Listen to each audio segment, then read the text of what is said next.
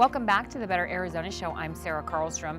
You know, CBS 5 is always looking for ways to pay it forward to our community and give back. Well, one of our favorite ways to do that is to pair up with Crisis Nursery.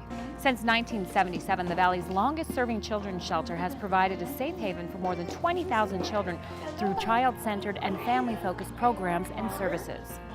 Right away, I want to bring in Amy. She's been a foster parent here at Crisis Nursery. And Amy, it's nice to meet you, and I want to hear a little bit about your story. How and why did you get involved here? I'm actually a social worker, and so I started reading the paper about how many kids were in foster care.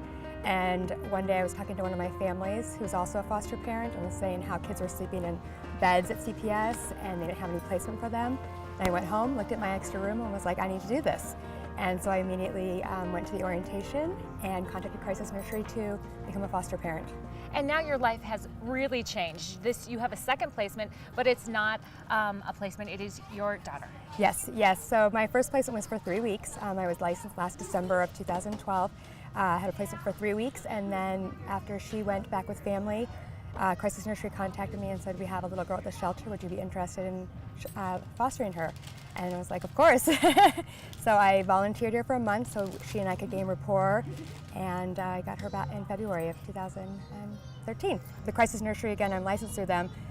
Amazing support. When I feel kind of overwhelmed or I have a question, I just call them and they answer what I need, or they come over and say, you got it, don't worry, you can do this. And I also have bonded with some other foster parents because you take a class with other foster parents who are there for support. Now we're with Demita Curry from Crisis Nursery, and hearing from a parent like Amy, it's wonderful. What is the experience for most of the people who volunteer at Crisis Nursery, and what does it mean to the kids? I want to say it's life-changing. I mean, that's the one thing I hear over and over again to our volunteers, and we're definitely changing lives with the children.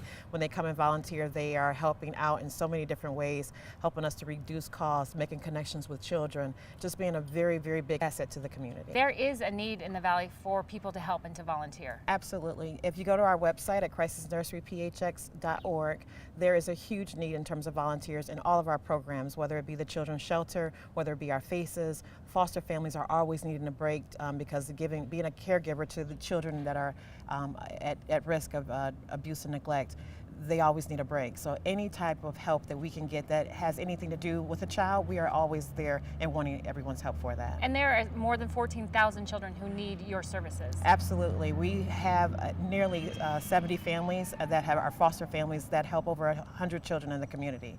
So that's a small number, but it's a big piece in terms of how we can get these children back safe and sound and to help prevent the cycle of child abuse and neglect. Absolutely. What I want to talk about now is how we can all help. A very easy and fun way to help Crisis Nursery and help all those children that are in need, and we get to do it by walking and eating. So Absolutely. It is a great event. CBS 5 is pairing up with Crisis Nursery to pay it forward.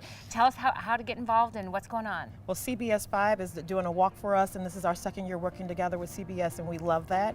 We are having a walk on Sunday, January 26th at the Salt River Fields. You can go to our website again, crisisnurseryphx.org, and sign up for the race. It is going to be an amazing morning in terms of a Sunday morning, just to get out, get exercise, and once you get sweating and getting things going, then you can go right into the food truck and enjoy the Street Eats Festival. And again, that money coming to help Crisis Nursery. All right, and that's coming up, like Demita said, this Sunday. Get involved, you get to walk, you get to eat, and you get to help pay it forward.